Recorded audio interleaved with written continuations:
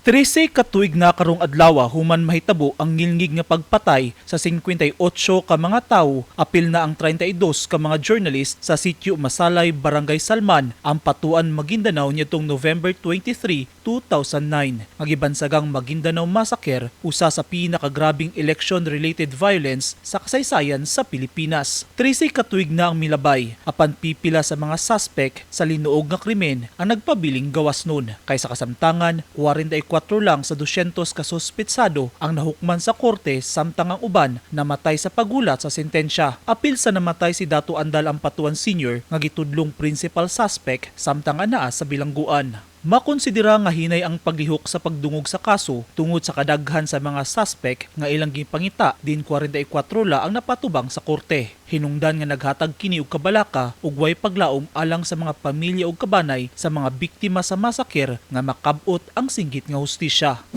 Kaganihang buntag, miduaw ang pamilyang Magudadato sa lugar kung asa nahitabo ang massacre aron hinumdumon ang laing tuig sa anibersaryo niini. Kahinumduman nga apil sa namatay sa massacre ang kanhi asawa ni Ismael Toto Magudadato, duha ka igsoong babae ug igagaw nga niyatong tungura nagpanon sila aron mag-file sa ilang kandidatura sa COMELEC Maguindanao. Apan sa dalan pa lang giatangan na sila og mga armado, apil na ang mga journalists. Padayong singgit sa nailong pamilya sa 58 ka mga biktima ang idlas nga hustisya.